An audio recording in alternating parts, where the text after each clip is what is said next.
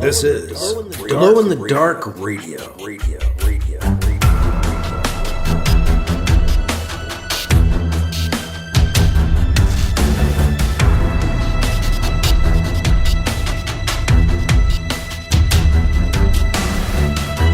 The science fiction podcast with original independent science fiction written and performed by Mike Luoma, with music by Kevin MacLeod. The Vatican Assassin Trilogy and The Adventures of Alibi Jones by Mike Luoma are available in eBook, trade paperback, and audiobook wherever you find your books online. Get links and details at glowinthedarkradio.com.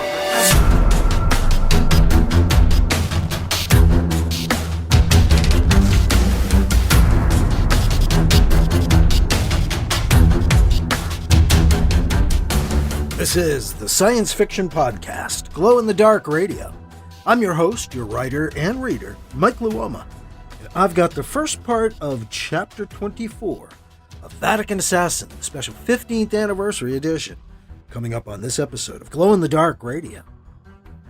Our Vatican Assassin BC is trying to settle back in, undercover, as a PR spin doctor for the Vatican on the moon.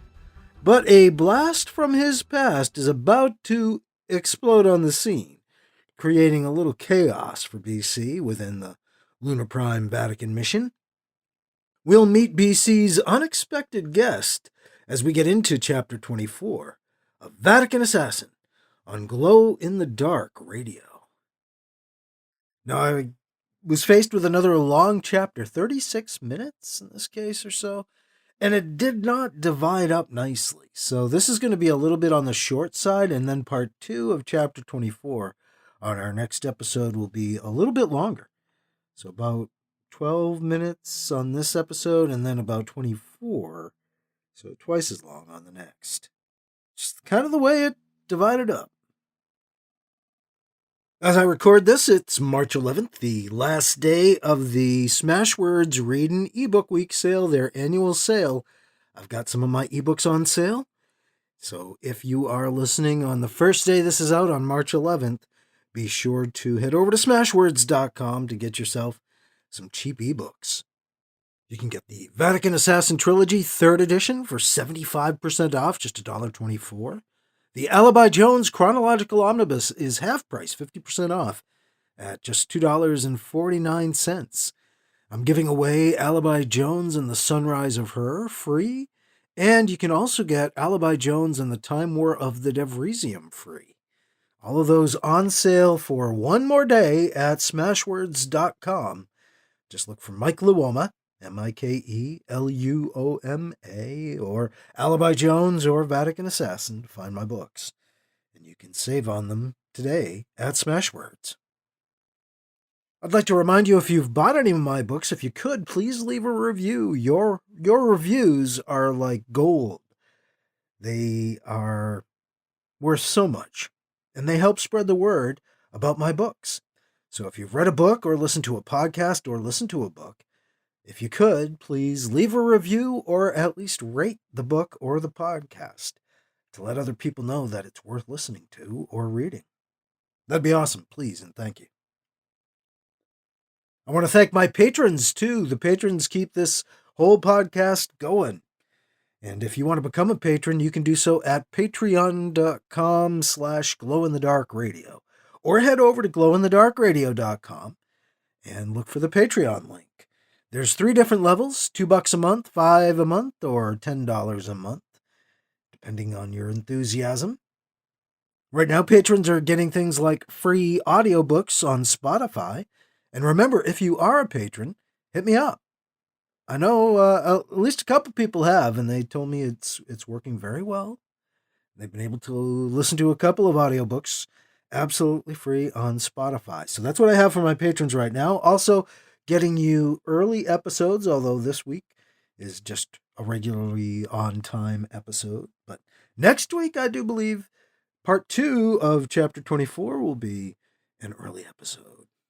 So that's kind of what patrons get. Again, it's at patreon.com/glowinthedarkradio, or go to glowinthedarkradio.com and look for the link to Patreon. Speaking of audiobooks, too, I've narrated a new one.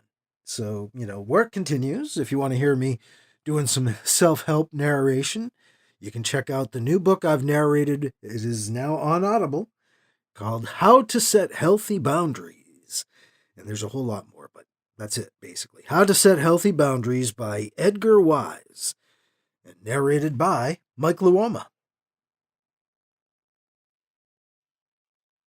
That is all for book news. We're going to get into the first part of Chapter 24 next on Glow in the Dark Radio. The Flesh Pulp Podcast. 3 to 10 minutes of fiction brought to you thrice weekly. 200 miles below the surface of the earth, at the terminus of a series of long-sealed caverns and interconnected shrines, under the shadow of the eternally bleeding eye, there is a crippled wreck of a man writing tales, stories of a dimension engulfed in madness. He is writing them of you. Sing them all at fleshpulp.com or search for it on iTunes.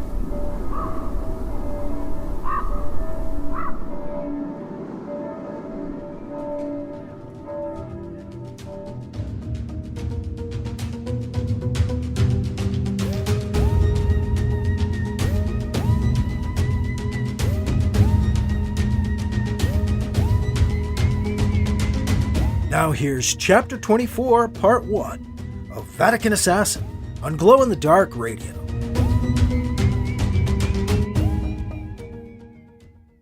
BC wakes up with his door alarm ringing repeatedly.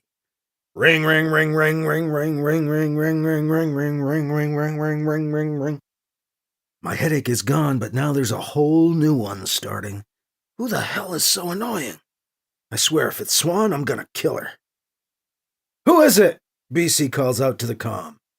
A woman's voice comes back over the comm. BC, it's a blast from the past, man. It's me, Fiza. Let me in. Fiza? Come on, BC, you gotta remember me. It's Fiza. She whines. Fiza?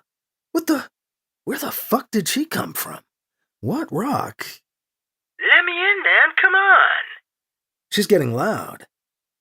Fiza, is that really you? After all these years? God save me from old girlfriends. Especially her. Surprised? Yeah, it's me. Hey, come on, fucking let me in already, you shit. Forgot about the mouth. Good thing it's as lovely as it is foul. At least it used to be. And she was quite skilled with it, as I recall, too. Might as well let her in before the whole embassy hears her. Come in, Fiza. Come in and have a seat. I'll be right out. BC hears the door open in the next room. Fiza calls out, BC? I'll be right out, he says, getting up and smoothing his clothes. How long did I sleep that time? Only a couple hours. Past 3, though. I'll hear it from Swan. He walks out into the living room, and Fiza is sitting on the table. Kept her figure. Damn, she still looks good. Looks like trouble, as always. Forgot how short she was. Wearing her hair short and dark these days. Last time it was long and strawberry blonde. For a little while, anyway. I like that. Took me hook, line, and sinker. Whatever that means. Hello, Fiza. Holy shit, look at you. A fucking priest. No fucking way. It's been a long time. You really got them fooled, huh? You big liar. A priest. Nice costume. Good scam. You know where I've been? They'd shoot you on sight dressed like that. Okay, I'll bite. Where have you been? Fiza smirks. Yeah, I remember. You bite. I like that. She laughs. A priest. Huh, no priests on Mars. Mars. You've been on Mars, BC says with disbelief. On Mars? With the Muslims? Not my scene at all. It sucked completely. You were on Mars. You expect me to believe this? You don't forgive or forget, do you, BC? Yes, I was on Mars. That's why my hair is dark. I had to dye it to hide there, blend in. What? You always lied so easily, Fiza. I forgive you, but I won't forget all the fucked up shit you did to me back then. I promised myself a long time ago I would never believe you again. The only thing about you I can trust is that I can trust you to lie. Ouch. Forgive me for I have sinned, O ye of little faith, Fiza says. Get it, faith? She laughs at her own joke. Shut up, BC says. He rubs his eyes and forehead with his right hand. You know, all of a sudden you don't look so good, BC. You all right? I was until you showed up. Why are you here anyway, Fiza? What do you want this time? Do I have to want something? Maybe I'm just visiting an old friend. You always want something. Oh, can priests fuck these days? Fiza asks with a wicked grin. That wasn't what I meant. She keeps grinning at him. Oh no? Too bad. You see, it's late, and I do need a place to crash just for tonight. The mind is strong, but the body is weak. I should be going to see Swan. Fiza gets up off the table and walks over to BC. She tugs at his collar. Does this come off? Oh, looky here, it does indeed. She pulls the collar off and unsnaps the button behind it, then wraps her arms up around his neck, looking up in his eyes as she draws in close. How's about we get reacquainted, huh? She starts kissing him. BC can't stop kissing her back. All her betrayals melt away for now, all the bad memories, the time she left him for dead, the guys she slept around on him with, the fall she let him take when their grift went south. A lot to melt away, but the mind can easily go blank when a beautiful woman is wrapped around you. The body is weak. Well, that's hard enough. Oh yeah, she does like it when I bite like this. BC wakes up early the next morning, feels Fiza still sleeping beside him. He mentally berates himself for forgetting all his Fiza rules. Rule number 1 had to be, do not sleep with Fiza. What the fuck were you thinking? You let her in again, all these years later. Don't you fucking learn anything? What the fuck were you thinking? She's fucking poison. Fiza stirs, turns over, and kisses his cheek. Morning, handsome. You still got it, you know that, honey? That priest collar didn't fool Fiza, hun. Bless me, Father, for I have sinned. Shut up. Remember how much she always fucked up everything in the past? Let's not repeat the same mistakes again and again, okay? Good, I'm talking to myself.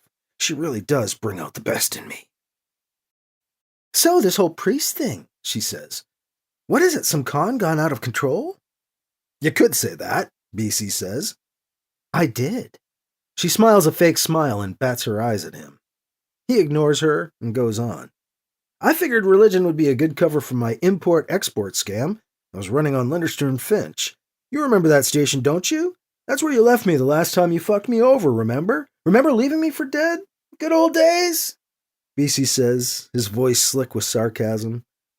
God, what was that, 10 years ago? Forgive me if I'm not nostalgic. Harsh.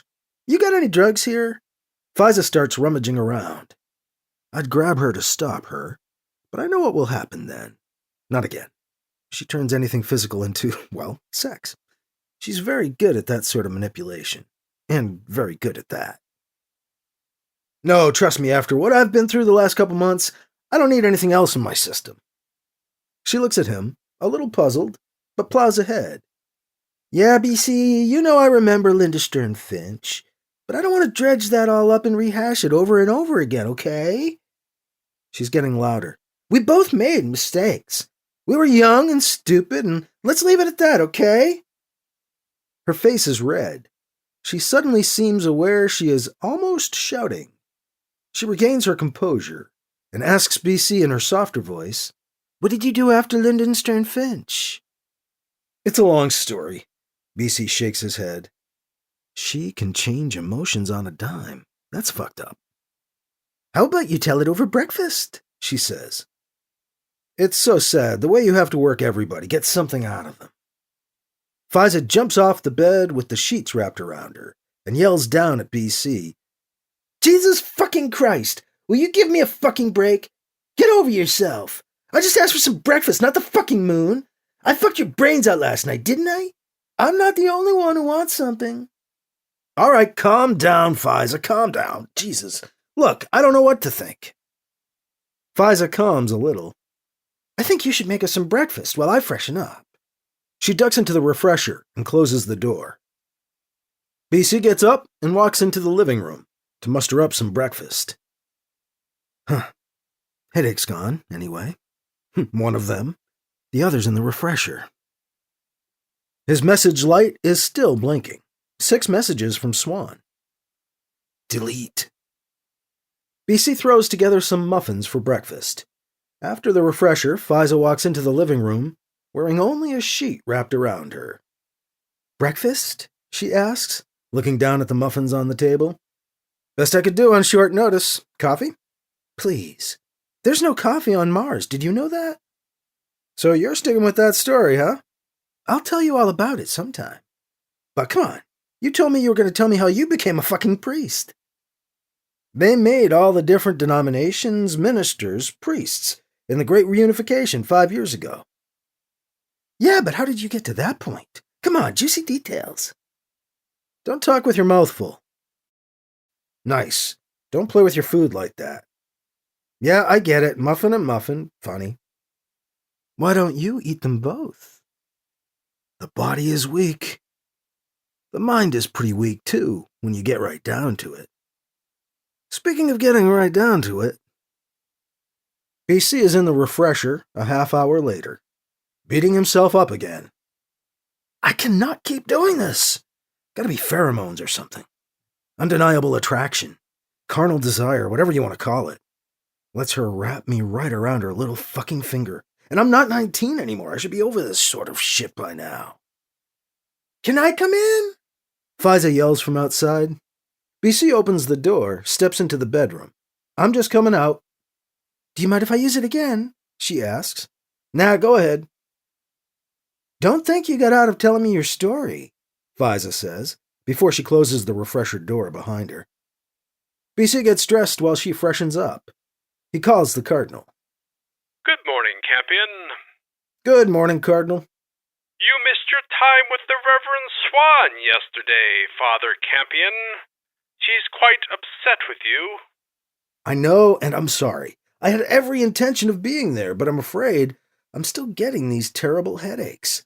I took sick again just after lunch yesterday, and I'm afraid I won't be able to work today either. I'm sorry, Cardinal. Well, if you're sick, you're sick. I'll tell Reverend Swan. But you best get well soon, Father. The Pope himself sent her up here just for you, my boy. Just for you. I know. Bye. Goodbye. Who was that? Faiza asks as she walks nude out of the refresher and across the room. The Cardinal. I was calling in sick. For me? How sweet. Not just for you, for me, too. They want me to work with this woman priest. She's supposed to train me to be a better priest, since I became a priest by such dubious means. BC says the last 3 words with mock gravity. Did someone say doobies? Faiza says, and laughs. Dubious. And no doobies. I told you, no drugs. I'm trying to get normal again. You're not normal now? Can't tell her what really went on. I've been sick and on some medication.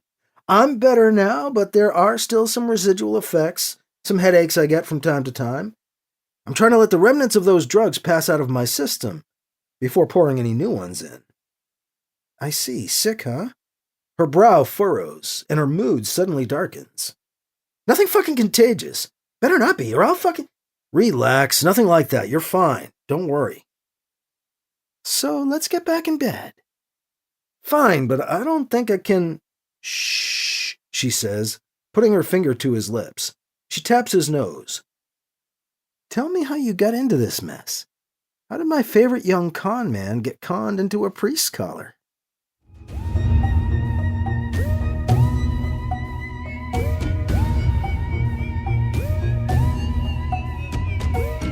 That was part 1 of Chapter 24 of Vatican Assassin on Glow in the Dark Radio. Well, we'll leave BC and Fiza alone for now, but he's going to have to explain her presence to a few people he'd rather not have to, like the Cardinal and Reverend Swan, maybe Mark Edwards, as BC explains to Fiza what he's been up to as well, and begins to introduce her around. We'll check back in with them in part 2 of Chapter 24 on our next episode. Had to divide this chapter in two, and it didn't divide nicely. So I figured I'd do this brief bit here for this week and give you a big chunk next week. It's divided in thirds, but this is the first third, and you got 2/3 coming next week.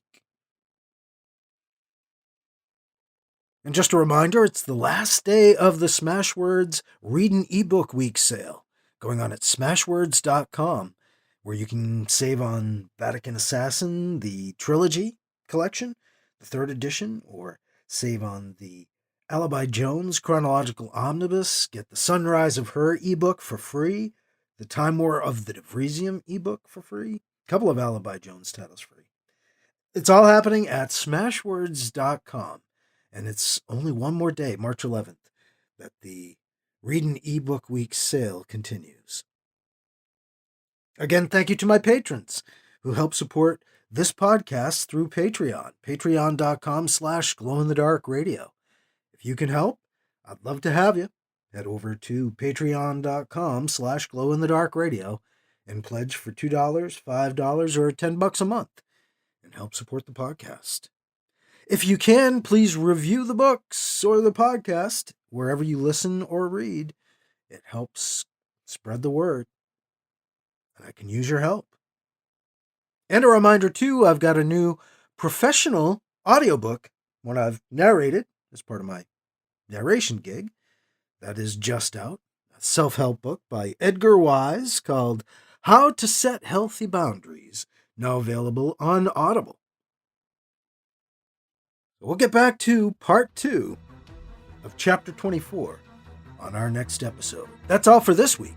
I'm your host, your writer and reader, Mike Luoma. Thank you again for listening to Glow in the Dark Radio.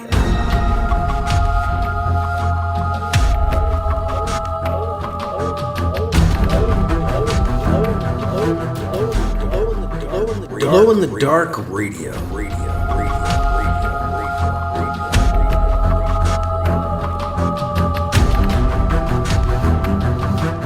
This podcast presentation is copyright 2023 by Michael F. Luoma and is protected under a Creative Commons Attribution, Non-Commercial, No Derivatives 4.0 International License, CC by NC-ND 4.0. Music by Kevin MacLeod. You can find his work at incompetech.com.